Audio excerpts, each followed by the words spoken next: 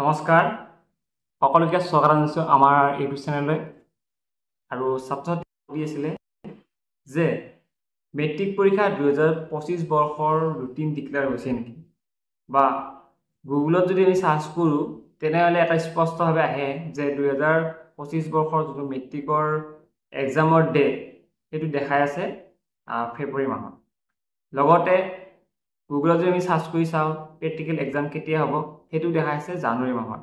Theory exam কেতিয়াৰ পৰা start হ'ব সেইটো দেখাই আছে গুগলত ফেব্ৰুৱাৰী 25 তাৰিখ এতিয়ালৈকে ডিক্লেয়াৰ হোৱা নাই কিন্তু কথা এটা ক'ব বিচাৰিছোঁ যে আসলে ইউটিউবত বা তোমালোকে গুগলত কিয় কাৰণে ফেক পোৱা বস্তুবোৰ সেইবোৰ আলোচনা কৰিম আৰু ৰিয়েল মূলত এখন আছে এখন ৰুটিন আছে এখন ৰিয়েল নে ফেক আজি ধুনীয়াকৈ আলোচনা কৰিম যাতে তোমালোকৰ মাইনৰ পৰা এই বস্তুটো সম্পূৰ্ণ দূৰ হৈ যায় ঠিক আছে এটা কথা হ'ল যে মেট্ৰিক পৰীক্ষাৰ ৰিজাল্ট লগতে যোনটো পৰীক্ষা হয় সেইটোৰ ওপৰত বহুতখিনি কথা আহি পৰে আমি ৰিজাল্টৰ বিষয়ে পিছতকৈ আলোচনা কৰিম যিহেতু এই পৰীক্ষা অনুষ্ঠিত হোৱা নাই মেট্ৰিক পৰীক্ষা 2025 বৰ্ষত যোনবোৰ ছাত্ৰ-ছাত্ৰীয়ে পৰীক্ষা দিম বুলি ভাবি আছা যে তোমালোকৰ হাতত আৰু সময় বেছি দিন নাই তোমালোকে এতিয়া তোমালোকৰ অক্টোবৰ আহিবহি আগষ্ট আহিবহি ঠিক আছে তেতিয়া আমাৰ চাবা যদি চাওঁ তেনেহ'লে তোমালোকৰ হাতত 4 পৰা 5 মাহ ভাল এটা সময় আছে সাপোজ 5 মাহ এটা ধুনীয়া এটা সময় আছে আৰু এই 5 মাহত যদি তোমালোকে ভালকৈ পঢ়া তেনেহ'লে এই মেট্ৰিক পৰীক্ষাত 2025 বৰ্ষত ভাল নম্বৰ ল'ব পাৰিবা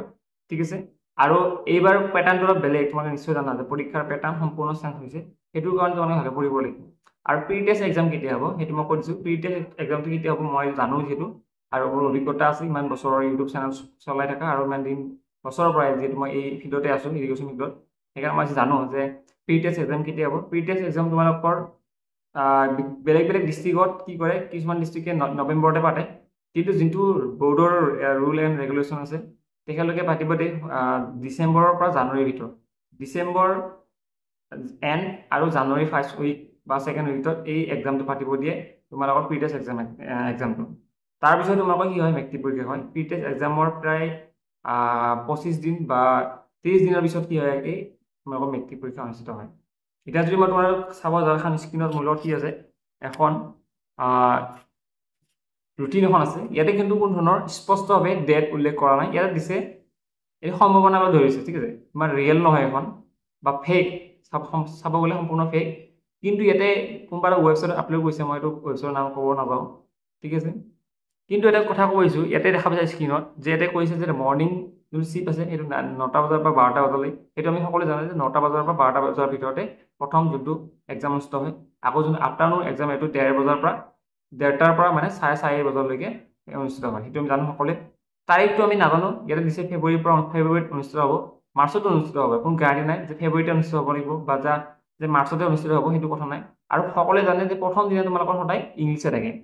ঠিক আছে মৰ্ণিঙত সকলোৱে জানে যে ফেব্ৰুৱাৰী 2025 বুলি দিয়া আছে আৰু 9টা বজাৰ 12টা বজাৰ ভিতৰত কি দি আছে ইংলিছ দি আছে ইংলিছ ছাবজেক্টটো ৰাতিপুৱা সদায় হয় আৰু ফাৰ্ষ্ট যোনটো তোমালোকৰ পৰীক্ষা হ'ব সেইটো ইংলিছে হ'ব সেইটো সকলোৱে জানে তাৰপিছত তোমালোকে কি থাকিব কিছুমান ইলেক্টিভ ছাবজেক্টবোৰ আহিব তাৰপিছত আহিব তোমাৰ ছ'চিয়েল ছাবজেক্টবোৰ আহে সেইটো আমি জানি যাম পাওঁ প্ৰতিবাৰে পাওঁ তাৰপিছত কি আহিব ছ'চিয়েল ছাবজেক্টবোৰ ছ'চিয়েল ছাবজেক্ট বুলি ক'লে ছ'চিয়েল চায়েন্স আহিব পাৰে তাৰপিছত তোমালোকৰ আকৌ ইলেক্টিভ ছাবজেক্ট আহিব বহু ধৰণৰ যাৰ যি আহে তাৰপিছত MIL আহিব ঠিক আছে MIL আহিব MILৰ পিছত কি আহিব অলপ টান ছাবজেক্ট জেনেৰেল চায়েন্স আহিব আৰু জেনেৰেল চায়েন্সৰ পিছত আৰু অলপ টান ছাবজেক্ট আহিব সেইটো হৈছে জেনেৰেল মেথমেটিক্স তাৰপিছত আকৌ ঠিক তেনেদৰে আকৌ ইলেক্টিভ ছাবজেক্টবোৰ থাকিব এনেকৈ ইলেক্টিভ ছাবজেক্টবোৰ সম্পূৰ্ণ হ'ব এইখিনি আমি জানো কিন্তু আমি এটা কথা ক'ব পাৰোঁ যে ইয়াতে কোনো ধৰণৰ স্পষ্ট ডেট দিয়া নাই কোন তাৰিখে একচুৱেলি পৰীক্ষা হ'ব কোন দিয়া নাই জাষ্ট এটা সম্ভাৱনা হিচাপত এই ৰুটিনখন এনেকুৱা হ'ব বুলি জানে ঠিক আছে এইখিনি জানো প্ৰেক্টিকেল ডেট প্ৰেক্টিকেল কেতিয়া হ'ব বুলি সোধে প্ৰেক্টিকেল কোনবোৰ ছাবজেক্টৰ প্ৰেক্টিকেল এক্সাম হয় তোমালোকে জানানে এতিয়া ভাবিব পাৰে ইংলিছৰ হ'ব পাৰে ইংলিছত যে 10 নম্বৰ আছে ছায়েন্সৰ হ'ব পাৰে একচুৱেলি সেইবোৰ ছাবজেক্টত প্ৰেক্টিকেল এক্সাম এক্সট্ৰাকৈ নাপাতে প্ৰেক্টিকেল এক্সাম এইবোৰ ছাবজেক্টত পাৰে যিবোৰ মানে ইলেক্টিভ ছাবজেক্ট বুলি ক'ব গ'লে মিউজিক হওক সেইবোৰত কিমান বেছি নাম্বাৰ আহি আছে প্ৰেক্টিকেল যোনবোৰ মানে 30, 70, 80% কি আছে প্ৰেক্টিকেল থাকে ডেন্স ঠিক আছে এইবোৰত মানে বেছিকৈ তোমালোকে জাৰ্মান ডিজাইনিং এইবোৰত কি আছে উডক্ৰাফ্ট এইবোৰত কি আছে বেছিকৈ তোমালোকৰ প্ৰেক্টিকেল মাৰ্কছ থকাৰ কাৰণে এইবোৰৰ প্ৰেক্টিকেল এক্সাম অনুষ্ঠিত হ'ব আৰু এই প্ৰেক্টিকেল এক্সামটো তোমালোকৰ মেইন মেট্ৰিক পৰীক্ষাৰ এসপ্তাহ নহ'লে 10 দিন আগত পাতে যদি ছাপ'জ এক্সামত যদি মেট্ৰিক পৰীক্ষা ধৰি লোৱা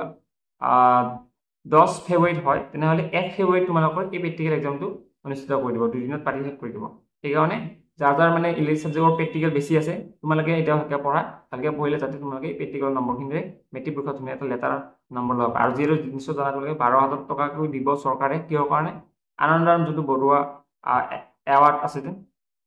সেই এৱাৰ্ডৰ দ্বাৰা যদি তোমালোকে এইবছৰ ভালকৈ যদি পঢ়া তেনেহ'লে 2025 বৰ্ষত মেট্ৰিক পাছ কৰাৰ পিছত তোমালোকে 12,000 বৰুৱাৰ তোমালোকে যোনটো এৱাৰ্ড আছে সেই এৱাৰ্ডটো ৰিচিভ কৰিব পাৰিবা। Thank you so' much. Video' চাই ভাল লাগিছিলে একদম নেক্সট লগ পাম। ধন্যবাদ।